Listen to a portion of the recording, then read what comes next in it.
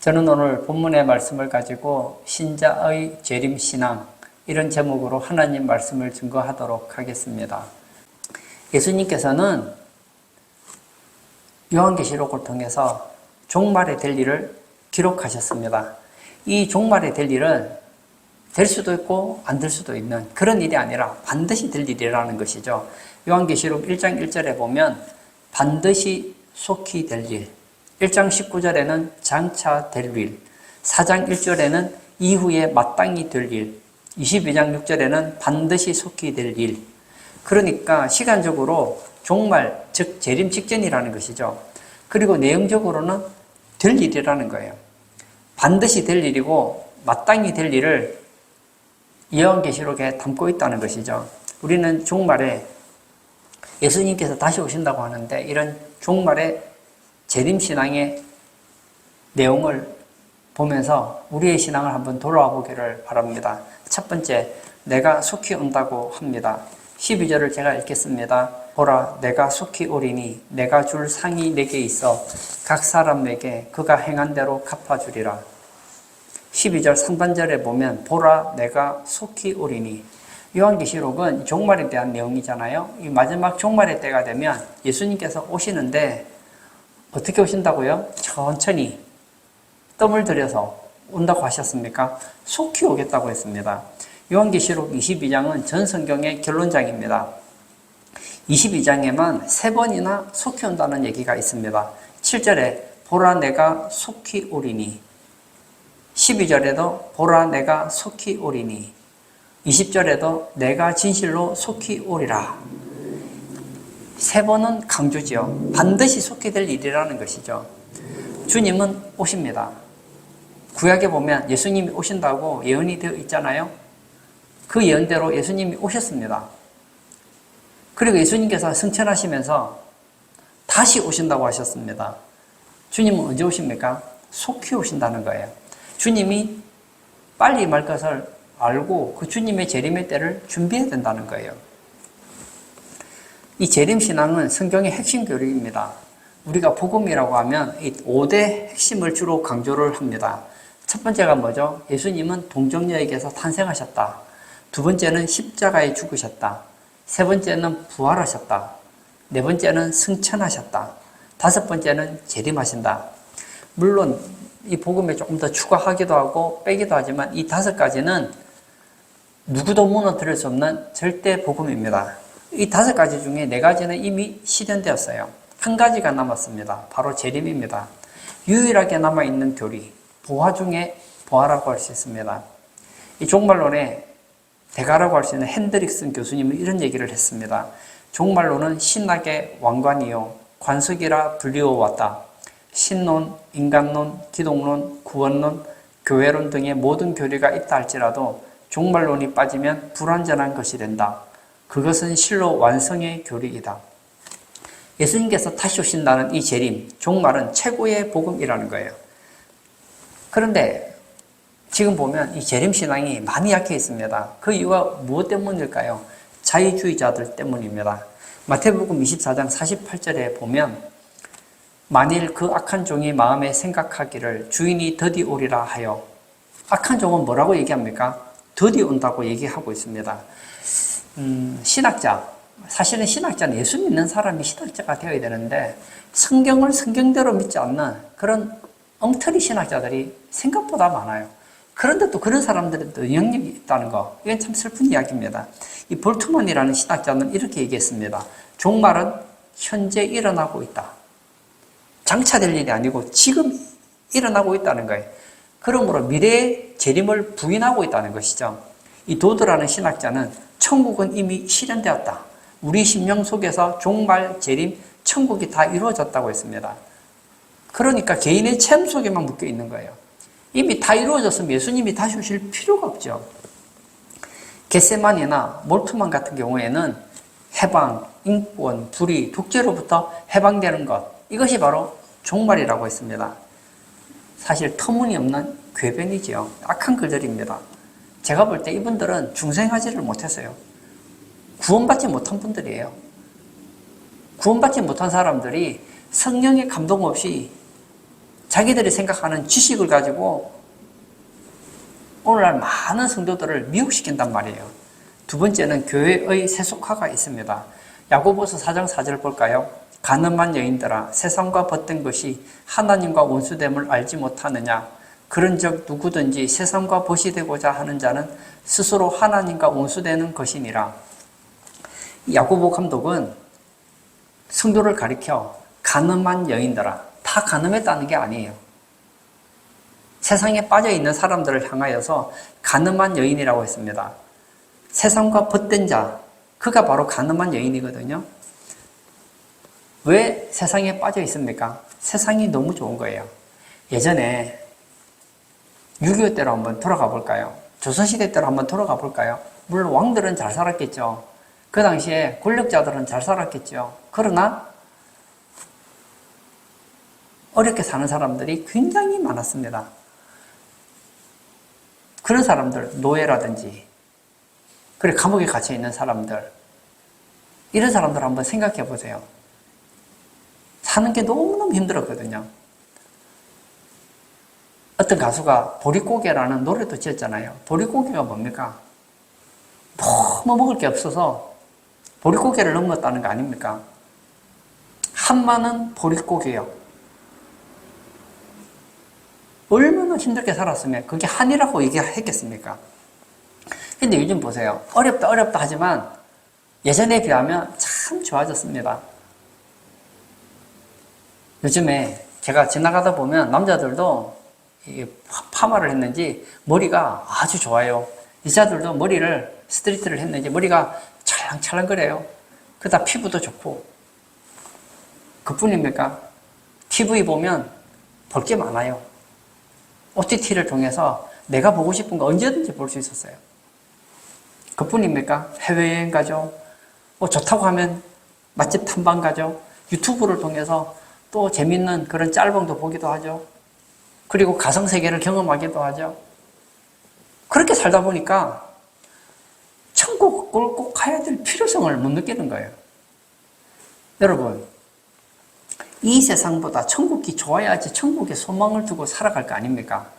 예수님이 오시면 이 땅에 천국이 임할 텐데 걱정이 되는 거예요.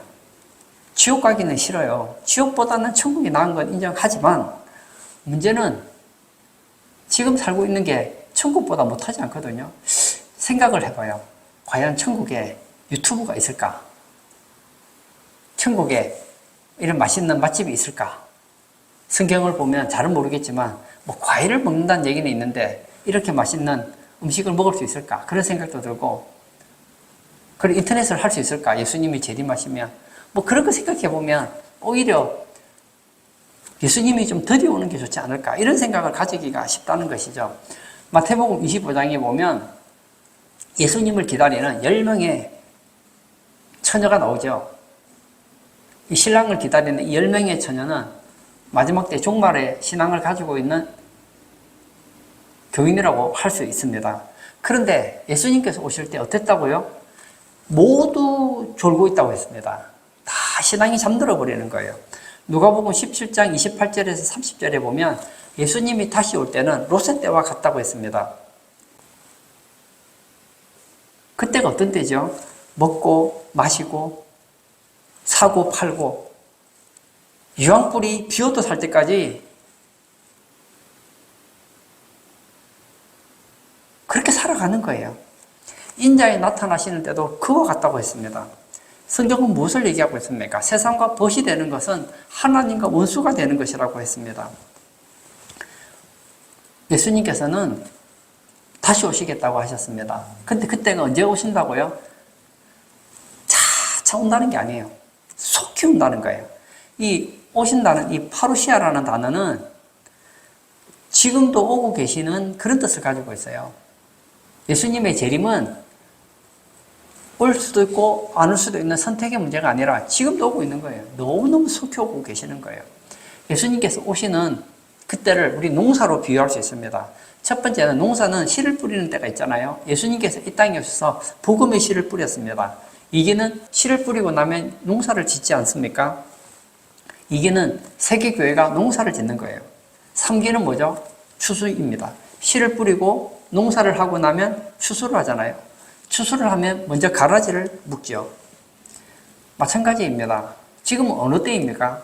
마지막 추수 때예요. 그때가 얼마 남지 않았어요. 저는 이 시대 때 예수님의 재림이 임박하다는 걸 여러분들이 확신을 가지기를 바랍니다.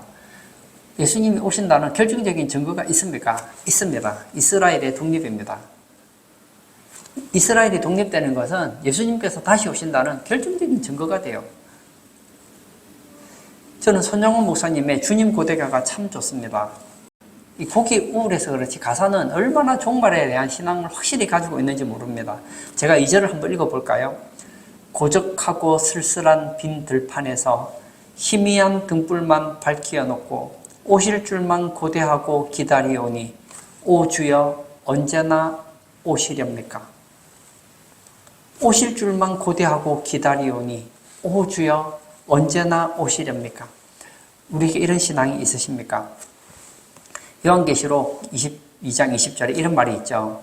이것들을 증언하신 이가 이르시되 내가 진실로 속히 오리라 하시거늘 아멘 주 예수여 오시옵소서. 저는 우리 성도님들에게 이런 신앙이 있기를 바랍니다. 우리의 종말의 신앙은 예수님께서 속히 온다는 그 믿음을 가지고 아멘 주 예수여 오시옵소서. 아멘 주 예수여 오시옵소서. 그러나 지금은 말고 내가 죽고 난 다음에 이건 아니라는 것이죠. 처녀들에게 전 얘기하고 싶어요. 아멘 주 예수여 오시옵소서. 그러나 결혼하고 나서 부모님들에게 얘기하고 싶어요. 아멘 주 예수여 오시옵소서. 우리 아이들 다 키우고 난 다음에 아멘 주 예수여 오시옵소서. 제가 수능에 합격하고 난 다음에 그러지 말자는 거예요. 아멘 주 예수여 오시옵소서. 이 말이 무슨 말입니까? 지금 당장 와달라는 거예요. 아멘 주 예수여 내가 가진 재산 좀 쓰고 오시옵소서. 그게 아니라는 것이죠. 오늘 예배 참석하신 사랑하는 성도님, 신자의 재림신앙 첫 번째는 예수님께서는 내가 속히 온다고 하셨습니다. 거기에 대한 우리의 반응은 아멘 주 예수여 오시옵소서. 이것이 우리의 신앙이 되기를 축복합니다. 두 번째, 일을 해야 합니다. 제가 12절을 다시 읽도록 하겠습니다. 보라 내가 속히 오리니 내가 줄 상이 내게 있어 각 사람에게 그가 행한 대로 갚아주리라. 이 12절 하반절에 보면 그가 행한 대로, 종말의 신앙을 가진 사람은 어떤 사람이라고요? 일을 한다는 것입니다. 행한 것이 있다는 것이죠. 이 11절에 보면 두 종류의 신앙이 나옵니다. 불의한 자와 더러운 자, 의로운 자와 거룩한 자가 나옵니다. 의로운 자와 거룩한 자의 특징이 뭐죠? 일한다는 것이죠. 여기서 일한다는 것은 세상 일을 하는 것을 말하지 않습니다. 교회 일을 말합니다. 주의 일을 말하는 거예요.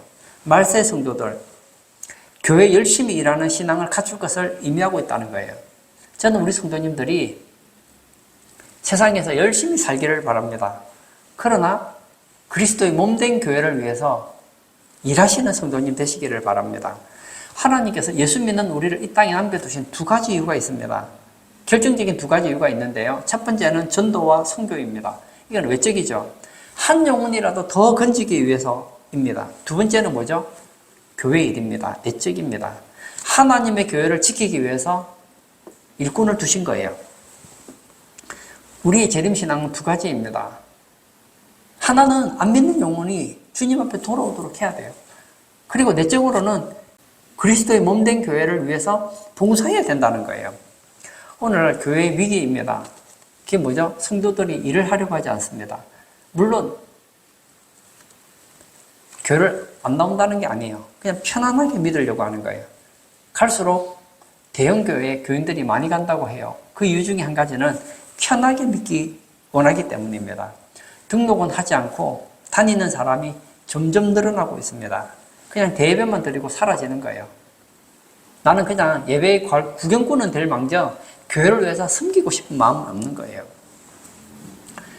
저는 몰랐는데 얘기를 들어보면 요즘에 초등학생들 그리고 젊은 층들 중에 비만이 많다고 그래요. 비만증을 가진 사람이 많다고 그래요. 왜죠?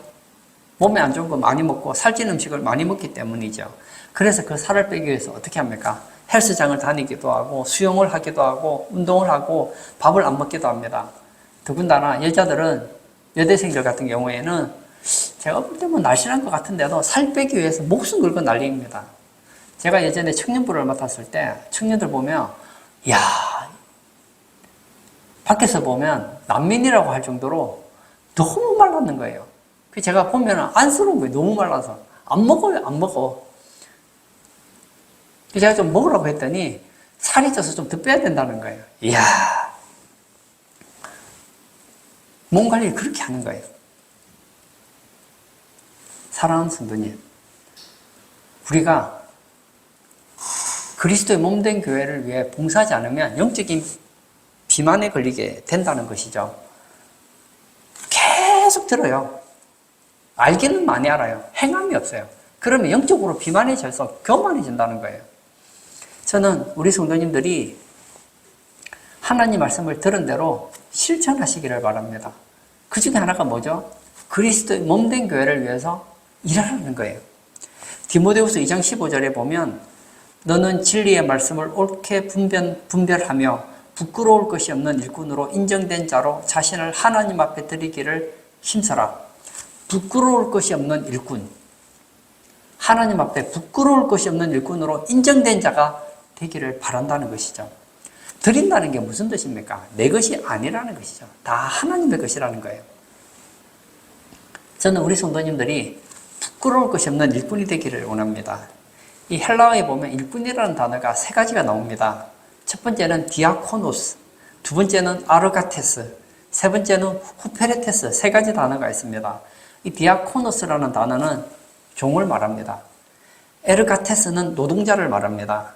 후페레테스는 하급 배젓는 사람을 말합니다. 성경에서 이 집사라는 단어가 어떤 단어를 사용했느냐 하면 디아코노스라는 단어를 사용하고 있어요. 종이라는 거예요.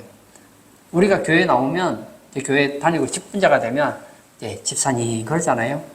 번역을 하면 집사님 뭐라고요? 종님 그 뜻이라는 거예요. 나는 누구냐? 나는 집사다. 나는 디아코노스다. 나는 종이다. 나는 노예다. 그런 마음을 가져야 된다는 거예요. 나는 교회에서 섬김을 받을 대상이 아니고 나는 종이다. 그리스도의 몸된 교회에 나는 집사다. 나는 디아코노스다. 나는 종이다. 나는 노예다. 하나님을 위해 섬기는 나는 디아코노스다. 그러고 살아야 된다는 거예요. 교회에 보면 일꾼이 있고 일감이 있습니다. 일꾼은 뭐죠? 교회 일을 하는 사람이에요. 일감은 뭐죠? 일을 만드는 사람입니다. 그뿐이 아니에요. 영적인 사춘기를 가진 사람도 있습니다. 이 사춘기가 되면 문제를 일으키잖아요. 교회 일은 하지 않고 골치만 일으키는 성도가 있다는 거예요. 제가 질문을 드리고 싶어요. 여러분들은 일꾼입니까? 일감입니까? 혹시 영적인 사춘기에 있는 건 아닙니까? 저는 우리 성도님들이 일꾼이 되기를 바랍니다. 목사님이 교회 일을 하면서 교인이 점점 많아지고 교회 일이 많아지면 혼자 다 할 수 없잖아요. 초대교회에서 그 일을 혼자 다 할 수 없었기 때문에 어떻게 하죠? 직분자를 뽑았잖아요. 그게 바로 집사거든요. 집사 뜻이 뭐라고요? 종이에요, 종. 노예라고요. 교회의 노예로서 목회자가 해야 될 일을 대신 맡길 수 있는 일. 제가 사장입니다. 비서를 뽑았어요. 비서를 왜 뽑았습니까? 사장이 사장 일에 집중하기 위해서 다른 일들을 맡기기 위해서 비서를 세운 거 아니에요. 근데 이상해졌어요. 비서를 뽑았는데 사장이 비서 눈치를 보는 거예요. 자꾸 비서가 일을 만드는 거예요. 내가 비서를 뽑았는데 비서 눈치 보고 비서 일을 한다고 비서가 만들어 놓은 그 일 때문에 그 일을 처리하기 위해서 내가 사장으로서 일을 제대로 할 수 없다면 그런 비서는 어떻게 해야 될까요? 해고해야 되는 거 마땅하지 않습니까? 교회가 그렇다고요. 교회 직분자를 세웠어요. 왜 세웠습니까? 목사님을 도와서 목사님이 기도와 말씀에 전념하게 하기 위해서 뽑은 사람이 바로 일꾼들이잖아요. 그런데 일은 하지 않고 자꾸 일을 만드는 거예요. 직분자를 뽑았더니 그 직분자 비유 맞춘다고 목사님이 직분자가 만들어 놓은 일을 해치우기 위해서 노력한다면 그런 직분자는 해고되어야 마땅하다는 거예요. 직분자에게 요구되는 것이 무엇입니까? 바로 충성입니다. 요한계시록 2장 10절에 보면 이런 말이 있죠. 내가 죽도록 충성하라.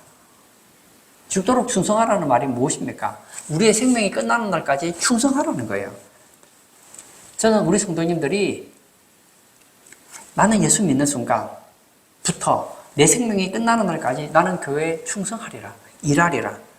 물론 체력에 따라 다르겠죠. 잘 가르치는 사람은 가르치는 일로, 체력이 좋은 사람은 몸으로, 그리고 가르치기도 부족하고, 또 체력도 부족한 사람은 또 그 가운데서 또 할 수 있는 게 없는 게 아니에요. 또 다 기도하다 보면 그리스도의 몸된 교회를 위할 수 있는 게 있다는 거예요. 미국의 몬타누주의 어느 가정에 개에 대한 감동적인 이야기가 있습니다. 이 개는 아이를 돌보는 일을 하고 있었습니다. 어느 날 농장 주인이 시내에 나갔어요. 이 틈에 아이도 밖으로 나갔습니다. 산으로 갔어요. 그러니까 개가 또 따라갔겠죠. 주인이 와보니까 자기 아이가 안 보이는 거예요. 개도 사라진 거예요. 그래서 온 동네를 뒤집니다. 산을 헤맸습니다. 그러다 보니까 산에서 자기 아들을 발견한 거예요. 갔더니 아들이 자고 있는 거예요. 근데 그 옆에 보니 자기가 키우던 개가 있는 거예요. 근데 온몸에 피를 흘리고 있는 거예요. 왜 그런가 하고 주위를 둘러보았더니 늑대 2마리가 죽어 있는 거예요. 이 개는 주인의 아이를 보호하기 위해서 늑대와 싸우다가 피투성이가 되었다는 거예요. 집에 데리고 왔습니다. 아이는 건강하게 회복이 되었죠. 근데 걔는 결국 죽었다는 거예요. 여러분, 죽도록 충성하라는 말이 바로 이런 얘기라고요. 여러분의 생명이 다하는 날까지. 어떤 분은 그래요. 저는 성경도 잘 못하고 저는 능력이 없어서 교회를 못해요. 돈이 있잖아요. 헌금하세요. 저는 돈도 없고요. 건강도 없고 아무것도 뭐 없어요. 기도하세요. 저는 할 줄 아는 게 없어요. 예배 드리세요. 예배 시간에 하나님을 영광스럽게 하세요. 제가 잘하는 건 뭐 말밖에 없어요. 상담을 하세요. 여러분들에게 하나님께서 주신 은사가 있지 않습니까? 그것을 가지고 하나님이 기뻐하는 곳에 사용하라는 거예요. 바울은 자신이 교회의 일꾼된 것을 자랑했습니다. 저는 우리 성도님들도 나는 교회의 일꾼이다. 이것을 자랑하시기를 바랍니다. 로마서 15장 16절에 이 은혜는 곧 나로 이방인을 위하여 그리스도 예수의 일꾼이 되어 하나님의 복음의 제사장 직분을 하게 하사 이방인을 제물로 드리는 것이 성령 안에서 거룩하게 되어 받으실 만하게 하려 하심이라. 여기서 바울이 하고 싶었던 얘기는 이거예요. 그리스도 예수의 일꾼이 되어 자신은 그리스도 일꾼이 되고 싶었다는 거예요. 에베소서 3장 7절에 보면 이 복음을 위하여 그의 능력이 역사하시는 대로 내게 주신 하나님의 은혜의 선물을 따라 내가 일꾼이 되었노라. 바울은 자신이 일꾼이 되었던 이유를 어떻게 표현하고 있습니까? 은혜의 선물을 따라. 은혜의 선물을 받았기 때문에 나는 일꾼이 되었다는 거예요. 여러분, 일꾼된 건 하나님이 주신 은혜의 선물이라는 거예요. 골로새서 1장 25절 내가 교회의 일꾼이 된 것은 하나님이 너희를 위하여 내게 주신 직분을 따라 하나님의 말씀을 이루려 함이니라. 바울은 나는 교회의 일꾼이다. 바울은 자기가 교회의 일꾼이 된 것, 노예가 되고 종이 된 것을 자랑했습니다. 고린도전서 4장 1절에는 이런 말이 있죠. 사람이 마땅히 우리를 그리스도의 일꾼이요 하나님의 비밀을 맡은 자로 여길지어다. 저는 우리 성도님들이 이런 마음을 가지고 실제로 이렇게 인정받았으면 좋겠어요. 주변의 사람들이 여러분을 가리켜 그리스도의 일꾼이다. 저 사람은 교회를 사랑하는 사람이다. 저 사람은 그리스도를 믿는 사람이다. 그리스도를 위하여 일하는 사람이다. 다시 한번 자신을 돌아보기를 바랍니다. 여러분은 일꾼입니까? 일감입니까? 디아코누스가 여러분이 되기를 바랍니다. 그리스도를 위해서 일하는 그리스도의 종, 그리스도의 하녀, 그리스도의 하인, 노예가 되시기를 축복합니다. 세 번째, 줄상이 있다고 했습니다. 12절을 제가 다시 한번 읽도록 하겠습니다. 보라 내가 속히 오리니 내가 줄 상이 내게 있어 각 사람에게 그가 행한 대로 갚아주리라. 하나님께서는 세상에 있는 많은 사람들에게 은혜를 베풀어 주시죠. 일반 은총도 있죠. 그러나 상은 일반 은총으로 주지 않아요. 하나님께서는 우리에게 상을 주고 싶어 하세요. 근데 그 상은 어떻게 합니까? 행한대로 받는다는 거예요. 우리가 그리스도의 일꾼으로서 그리스도의 몸된 교회를 위해서 하나님의 영광을 위해 살 때 상이 있다는 거예요. 예수님께서는 말씀하셨습니다. 내가 줄 상이 있다. 예수님께서 재림하시면 주실 상이 있대요. 근데 어떻게 주신다고요? 행한 대로 갚아준다는 거예요. 일을 많이 한 자는 많이 받고 적게 행한 자는 적게 받는다는 거예요. 성도들이 교회에서 일을 하면 일하는 만큼 반드시 하나님의 상급이 있다고 말씀하고 있습니다. 저는 우리 성도님들이 교회 봉사할 때 사람을 의식하지 않기를 바랍니다. 자꾸 사람에게 인정받으려고 하면 바리새인처럼 되기가 쉬워요. 여러분, 사람에게 칭찬을 받으면, 사람에게 인정받기 위해서 일을 하면 사람에게 인정받을지 몰라요. 그런데 하나님께 상급이 없어요. 왜냐? 이미 그는 자기 상을 다 받았기 때문입니다. 어떤 사람이 받습니까? 사람 의식하지 마세요. 사람이 보느냐 보지 않느냐 신경 쓰지 마세요. 하나님 앞에서 하세요. 이 상급은 땅의 상이 아니에요. 얼마 전에 올림픽을 했잖아요. 제가 보니까 올림픽에 메달을 따면, 메달도 따지만 거기에 대한 상금을 받잖아요. 또 우리나라 같은 경우에는 메달을 따면 또 연금도 주잖아요. 또 후원도 받게 되고, 또 잘하면 광고도 찍게 되고. 그러나 이 모든 것들은 특징이 있죠. 내가 죽고 나면 끝이에요. 그러나 예수님께서 주시는 그 상은 영원한 상이라는 거예요. 누가복음 14장 14절에 그리하면 그들이 갚을 것이 없으므로 내게 복이 되리니 이는 의인들의 부활 시에 내게 갚음을 받겠음이라 하시더라. 주님이 다시 재림하실 때 갚을 게 있다는 거예요. 저는 우리 성도님들이 주님 앞에 받을 게 있는 성도가 되기를 바랍니다. 주님은 주시고 싶어요. 정상적인 부모님이라면 자식에게 좋은 걸 주고 싶지 않겠습니까? 정말 자녀가 바로 살면, 부모가 기뻐하는 삶을 살아가면 자식에게 좋은 걸 주고 싶어 하잖아요. 여러분이 악할지라도 자식에게 좋은 걸 주고 싶어 한다면 하늘에 계신 우리 아버지도 좋은 걸 얼마나 주고 싶어 하겠습니까? 그러나 상급은 달라요. 주고 싶다고 그냥 주는 게 아니에요. 상급은 행함으로 받는다는 거예요. 구원은 어떻게 받습니까? 믿음으로 받아요. 그러나 상급은 행함으로 받습니다. 주기철 목사님이 작사한 주님을 위한 일사각오라는 가사가 있습니다. 그 5절에 이런 가사가 있어요. 성경과 기도로 무기 삼으니 불타는 나의 소원 일사각오뿐 죽도록 일하다가 쓰러진 후에 천당집 영광집에 편히 쉬리라. 깨어라 주재림 가깝다. 주를 위해 살다가 주 위에 죽자. 여기 보면 이런 말이 있잖아요. 죽도록 일하다가 쓰러진 후에 천당집 영광집에 편히 쉬리라. 깨어라 주재림 가깝다. 주기철 목사님은 어떤 신앙을 가졌습니까? 주의 재림이 가깝다는 신앙을 가졌기 때문에, 주님이 언제라도 오실 수 있다고 생각했기 때문에 어떻게 살았습니까? 죽도록 일했던 거예요.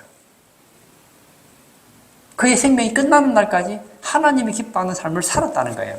바울은 어떻습니까? 디모데후서 4장 7절과 8절을 제가 읽겠습니다.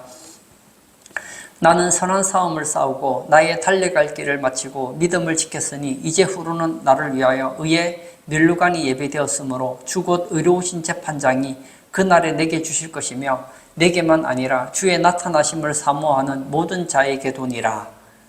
바울은 선한 싸움을 싸웠대요. 달려갈 길을 마쳤대요. 믿음을 지켰대요. 자신을 위해서는 의의 면류관이 예비되었다고 확신을 가지고 있습니다. 저는 우리 성도님들에게도 한번 여쭤보고 싶어요. 여러분들 선한 싸움을 싸우셨습니까? 여러분의 달려갈 길을 마쳤습니까? 믿음을 지켰습니까? 여러분을 위해서 의의 면류관이 예비되어 있습니까? 저는 여러분이 세상을 떠나는 날 이런 확신을 가지기를 바랍니다. 나는 정말 예수님을 사랑해서, 나는 예수님을 위해 살아서, 나를 위해서는 의의 면류관이 예비되어 있어. 노벨을 아시죠? 노벨상을 제정한 노벨. 1833년에 스웨덴에서 출생을 했습니다. 그는 세상적으로 굉장히 성공했습니다. 그는 화학자요 발명자였습니다. 1866년에 유명한 다이너마이트 폭약을 발명해서 거부가 됩니다. 그러던 어느 날 한 신문에서 노벨 사망 기사를 접하게 됩니다. 죽음의 사업가 노벨, 파괴의 발명자 노벨. 물론 잘못된 것이죠. 그런데 그거를 읽고 노벨이 자신을 돌아보게 되죠. 교회에서 예배드리는 중에 회개를 하게 됩니다. 나는 교회를 위해, 천국 상급을 위해 무엇을 남겼는가? 물론 그는 부자예요. 신앙이 없다는 거 아닙니다. 그런데 자기 신앙을 돌아보는 거예요. 여러분, 죽음을 생각할 때에 자신의 신앙을 돌아보는 거예요. 내가 지금 죽으면 천국에 상급이 있을까 생각했더니 부끄럽더라는 거예요. 그래서 어떻게 합니까? 그의 전 재산을 바쳐서 평화를 위한 자 상급을 주라고 했습니다. 노벨만 그럴까요? 여러분, 이 땅에서 우리가 아무리 돈을 많이 벌어도 결국 다 놔두고 갑니다.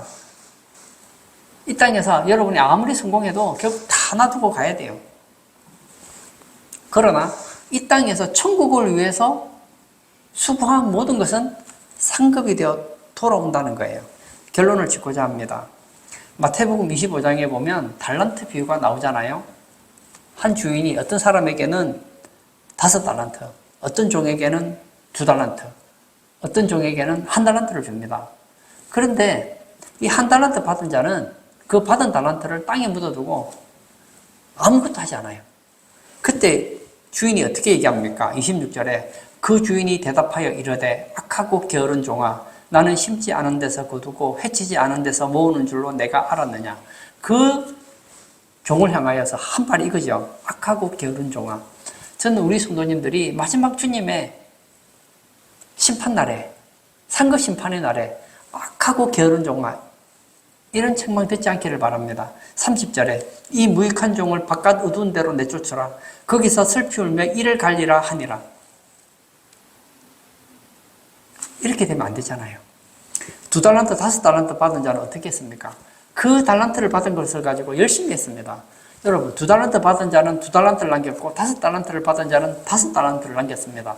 비교하지 마세요. 내가 2달란트를 가지고 있다면 2달란트를 남기면 충분한 거예요. 그러나 난 5달란트를 가지고 3달란트를 남겼다고 자랑할 필요가 없는 거예요. 왜냐, 이 사람은 2달란트를 가지고 2달란트를 남긴 것이고 저 사람은 1달란트 가지고 1달란트를 남기면 되는 거예요. 5달란트 받은 자는 5달란트를 남겨야 되는 거예요. 그래야 공평한 거예요. 저는 저보다 똑똑한 사람을 부러워하지 않습니다.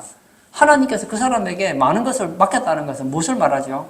많이 준 자에게는 많이 요구하는 거예요.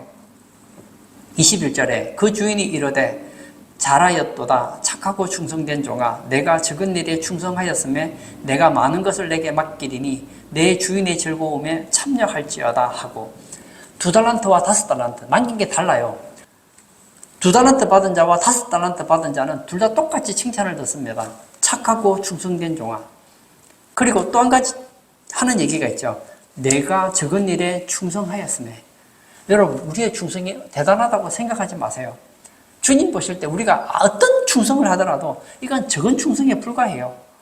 적은 일에 불과하다고요. 사실은 예수 믿고 구원받은 우리가 주님을 위해 마땅히 해야 되는 거 아닙니까? 그럼에도 불구하고 주님은 우리에게 좋은 걸 주고 싶은 거예요. 하나님께서 상급을 안 주셔도 일을 해야 되는데 상급을 주고 싶어 하신다니까요.